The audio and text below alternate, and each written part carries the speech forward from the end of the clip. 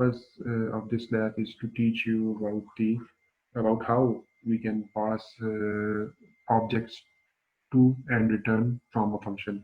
तो हम एक क्लास के अंदर मेंबर फंक्शन लिखेंगे।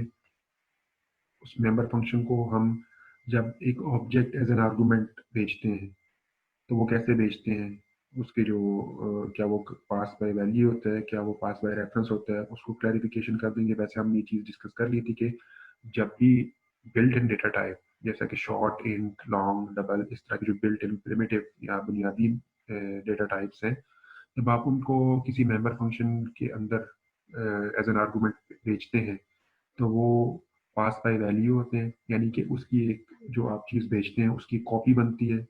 उस फंक्शन के अंदर जो भी आप चेंजेस करते हैं, जब आप उस फंक्शन से बाहर एग्जिट होकर निकलते हैं तो जहाँ से आपने फंक्शन कॉल किया होता है वहाँ पे जो चीज़ आपने एज एन आर्गुमेंट पास की होती है वो ओरिजिनल चीज़ डिस्टर्ब नहीं होती है, उसकी वैल्यू चेंज नहीं होती है। तो आप जो भी चीज़ फंक्शन को पास करेंगे जब वो बिल्ट इन डेटा टाइप से रिलेटेड होगी तो उसकी चेंजेस जो है वो आपको ओरिजिनल चीज़ के अंदर रिफ्लेक्शन नहीं होगी।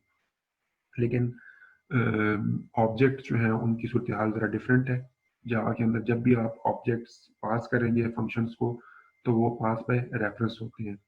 पास बाय रेफरेंस का मतलब ये है कि उस ऑब्जेक्ट का आप कॉपी ही बनाएंगे, रादर आप उसका जो एड्रेस है वो उस फंक्शन को एज एन आर्गुमेंट भेज देते हैं। फंक्शन के अंदर जो भी चेंजेस आप करते हैं ऑब्जेक्ट के अंदर जो चेंजेस होती हैं वो यही होती है कि उसके एट्रीब्यूट की वैल्यूज को हम चेंज कर दें, उसकी स्टेट को चेंज कर दें। तो अगर आप किसी फंक्शन के अंदर ऑब्जेक्ट सेंड करते हैं और उसके अंदर कुछ चेंजेस करते हैं तो जब आप उस फंक्शन से एग्जिट होते हैं तो आपका ओरिजिनल जो ऑब्जेक्ट है उसके अंदर चेंजेस रिफ्लेक्ट आपको होंगी, तो वो चेंज हो जाता है। तो आप ओरिजिनल ऑब्जेक्ट नहीं भेजेंगे, आप उसका एड्रेस या रेफरेंस भेजेंगे फंक्शन के अंदर। This is called pass by reference. तो हम ये देखेंगे कि हम कैसे ये कर सकते हैं। डिफरेंट उसकी एग्जांपल देखेंगे, फंक्शंस देखेंगे, उनको हम एज एन आर्गुमेंट ऑब्जेक्ट्स भेजेंगे, ठीक है। और उन फंक्शन में हम ये भी देखेंगे कि हम ऑब्जेक्ट जो है वो कैसे रिटर्न करवा सकते हैं एक फंक्शन से।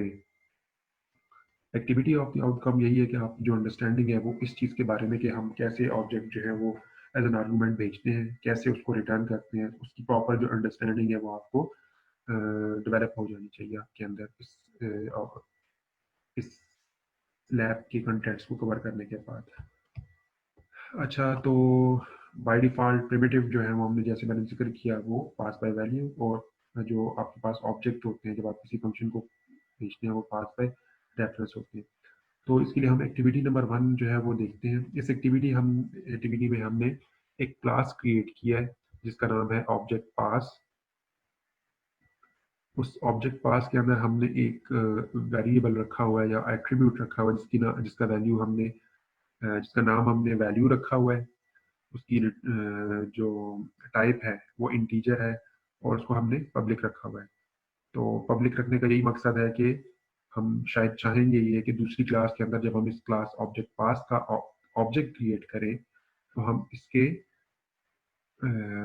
एट्रीब्यूट वैल्यू को एक्सेस कर सकते हो without using any other function, ठीक है। तो एक्सेसर और म्यूटेटर्स हमें लिखने की जरूरत नहीं है अगर हमने एक एट्रीब्यूट को पब्लिक बनाया हो। But as a good programming practice recommendation I would suggest कि आप अपने एट्रीब्यूट्स को जब एक अच्छा सॉफ्टवेयर आप डेवलप कर रहे हैं तो जब आप उसकी डिजाइनिंग करते हैं कोशिश ये किया करें कि उसके अंदर जो आपके एट्रीब्यूट्स हैं उनको प्राइवेट रखा करें, इंफॉर्मेशन हाइडिंग, ताकि आप उससे अचीव कर सकते हो। बट एनीवे इसके अंदर हमने कुछ और चीज़ सीखनी है तो हमने उसको उस तरीके से नहीं किया। फिर हमने एक फंक्शन क्रिएट किया और पब्लिक स्टैटिक वॉइड इंक्रीमेंट। इसको हमने एक ऑब्जेक्ट जो है वो सेंड किया है, ठीक है। तो हम जब इस फंक्शन को कॉल करेंगे हम इसको एक ऑब्जेक्ट जो है वो आर्गुमेंट के तौर पे भेजेंगे। उस ऑब्जेक्ट की टाइप हमने ऑब्जेक्ट पास रखी हुई है, ठीक है। तो ये यही क्लास है जिसके अंदर ऑब्जेक्ट पास हम जो क्लास लिख रहे हैं इसी का एक आर्गुमेंट जो है वो हम इसको भेजेंगे। तो ए जो है वो ऑब्जेक्ट होगा, किस टाइप का, ऑब्जेक्ट पास टाइप का। और इंक्रीमेंट फंक्शन के अंदर हमने सिर्फ यही किया हुआ है कि जो हमारे पास ऑब्जेक्ट ए है उसके अंदर जो प्रॉपर्टी वैल्यू है हमने उसको एक इंक्रीमेंट किया हुआ है। जो भी वैल्यू होगी उसके अंदर हम एक इंक्रीज कर देंगे। अब दूसरी हमने एक क्लास क्रिएट की हुई है ऑब्जेक्ट पास टेस्ट की। इस ऑब्जेक्ट पास टेस्ट के अंदर हमने ऑब्जेक्ट पास का ऑब्जेक्ट बनाना है और देखने के हम इस फंक्शन को जब कॉल करेंगे तो ये कैसे सारा काम चलेगा। अच्छा, ऑब्जेक्ट पास टेस्ट के अंदर हमने एक मेन फंक्शन क्रिएट किया हुआ है, हमने इस क्लास को एग्जीक्यूट करना है तो उसको एग्जीक्यूशन के लिए मेन फंक्शन चाहिए होता है।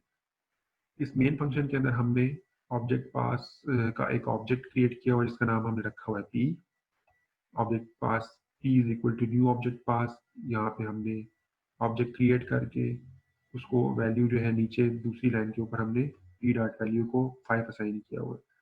अच्छा, ये जब हमने ऑब्जेक्ट यहाँ पे क्रिएट किया तो उसके अंदर डिफॉल्ट कंस्ट्रक्टर जो कंपाइलर ने हमें अवेलेबल किया था उसने वैल्यू जब वो आपको प्रोवाइड करेगा तो वो वैल्यू जो प्रॉपर्टी है एट्रीब्यूट है इसका उसकी वैल्यू इनिशलाइज कर देगा 0 से। लेकिन हमने यहाँ पे नीचे दूसरी जगह पे हमने इसको जो प्रॉपर्टी वैल्यू है पी ऑब्जेक्ट की उसको हमने 5 असाइन किया हुआ है। ये हम इसलिए असाइन कर सकते हैं क्योंकि वैल्यू जो है वो एक्सेसिबल है, वो पब्लिक है। अदरवाइज हम इस क्लास के अंदर इस ऑब्जेक्ट के साथ इसकी प्रॉपर्टी एक्सेसिबल नहीं कर सकते थे, ये विजिबल ना होती अगर हम प्राइवेट रखते। फिर हमने ये स्टेटमेंट जो है वो प्रिंट की हुई है बिफोर कॉलिंग और हमने ये दिखाया हुआ है कि पी की वैल्यू क्या है। जब ये लाइन जो है वो एग्जीक्यूट होगी तो आपके पास आउटपुट के अंदर ये पहली लाइन आपको नजर आएगी बिफोर कॉलिंग 5। तो जो पी की वैल्यू है वो इस वक्त क्योंकि हमने उसको 5 असाइन किया हुआ तो आपको 5 नजर आ रहे हैं। इसके बाद हमने इंक्रीमेंट के फंक्शन को कॉल किया हुआ है, उस पर हमने जो है वो पी एज एन आर्गूमेंट जो है वो भेजा है।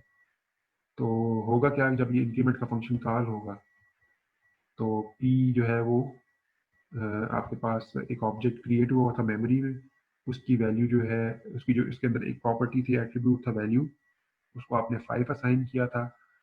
अब जब ये फंक्शन कॉल होगा तो ए और पी ये दोनों एक जगह पे पॉइंट कर रहे होंगे, ठीक है। तो जब आप ए डॉट वैल्यू को चेंज करेंगे क्योंकि हमने पी एज एन पी हमने जब इसको भेजा पास किया या सेंड किया इस फंक्शन इंक्रीमेंट को तो उसकी कॉपी नहीं बनेगी, हमने उसका एक एड्रेस सेंड किया। तो पी जो है वो उस ऑब्जेक्ट का एड्रेस है जो भी आपने क्रिएट किया है और ए जो है उसी ऑब्जेक्ट को पॉइंट कर रहा होगा। तो पी और ए के अंदर पी और जब ये फंक्शन कॉल हुआ ए तो पी और ए एक ही जगह पे रेफर कर रहे हैं, एक ही जगह पे पॉइंट कर रहे हैं उस ऑब्जेक्ट को जो अभी आपने क्रिएट किया। उसके अंदर जो प्रॉपर्टी वैल्यू है वो 5 है, जब आप उसको इंक्रीमेंट करेंगे तो वो एक एक उसके अंदर इंक्रीमेंट होने की वजह से उसकी वैल्यू 6 हो जाएगी, 5 से 6 हो जाएगी। तो असल में जब आपने ए की वैल्यू को इंक्रीमेंट किया तो वो असल में पी ऑब्जेक्ट की वैल्यू जो है वो आपने उसकी जो वैल्यू की जो उसका जो एट्रीब्यूट वैल्यू है उसको आपने इंक्रीमेंट किया। जब आप दोबारा इसको प्रिंट कर रहे हैं after calling P dot value तो आपके पास आउटपुट जो है वो नज़र आ रही है आफ्टर कॉलिंग 6। तो इसका ये मतलब है कि जब आपने फंक्शन इंक्रीमेंट कॉल किया तो आपके पास जो ओरिजिनल ऑब्जेक्ट था, ओरिजिनल ऑब्जेक्ट के अंदर जो आपने प्रॉपर्टी चेंज की, प्रॉपर्टी की वैल्यू जो आप यहाँ पे आपने इंक्रीमेंट किया हुआ है वो आपको रिफ्लेक्शन नज़र आ रही है। जब ये फंक्शन कॉल करके वापस आएगा तो आपके पास जो ओरिजिनल चीज़ है उसकी वैल्यू आपने चेंज कर दी है। तो ये आपको एक चीज़ हम वेरीफाई कर रहे हैं, वेरिफिकेशन से हमें ये पता लगा कि जो हमने ऑब्जेक्ट जब भी हम ऑब्जेक्ट आर्गुमेंट के तौर पे भेजते हैं किसी फंक्शन को तो वो पास बाय रेफरेंस होता है। जब आप उसके अंदर कुछ चेंजेस करते हैं तो वो चेंजेस ओरिजिनल चीज़ के अंदर रिफ्लेक्शन आपको नजर आती है जब आप फंक्शन कॉल करके आप वापस पहुंचते हैं जहाँ से आपने फंक्शन कॉल किया था। तो एनीवे ये चीज़ आपको होपफुली क्लियर हो गई होगी। इसको जब आप कंपाइल करके एग्जीक्यूट करने की कोशिश करेंगे तो कुछ मसले आएंगे, उसको हम देख लेते हैं कि क्या वो मसले हैं, उसको ठीक भी कर लेते हैं। 2 मसले होंगे। अच्छा, एक चीज़ है कि जब आप ये इस फंक्शन को कॉल कर रहे हैं तो इसको आप पी भेज रहे हैं एज एन आर्गुमेंट। दूसरा ये जो फंक्शन जब कॉल होगा तो आप जो है ना ये ऑब्जेक्ट जब रिसीव कर रहे हैं इस फंक्शन के अंदर तो उसको आप नाम दे रहे हैं ए। जैसे मैंने आपको कहा कि जब ये फंक्शन कॉल होगा तो ए और पी इस सूरत में हमने क्योंकि पी के ऊपर पी एज एन आर्गुमेंट भेजा है तो ए और पी एक ही जगह पे एक ही ऑब्जेक्ट को रेफर कर रहे होंगे।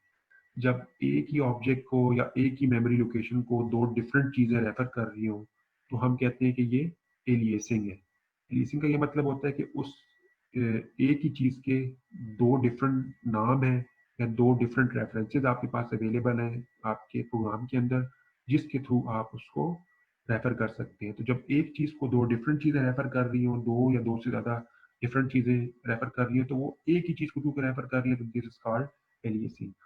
ठीक है, होपफुली आपको ये चीज भी समझ आ गई होगी। लिखा हुआ now it's like now when more than one handles या references tied to the same object को जब आप रेफर कर रहे हो डिफरेंट चीजों के through, this is known as aliasing. This is the default way Java does when passing the handle to call method. ठीक है, तो उसकी एलियासिंग क्रिएट करता है, कॉपीज क्रिएट नहीं करता, सेम ऑब्जेक्ट होता है, उसको डिफरेंट नामों से जो है उसको आप रेफर कर सकते हैं। जैसे इस सूरत में हमारे पास एग्जांपल के अंदर पी और ए के थ्रू हमने इस चीज को किया।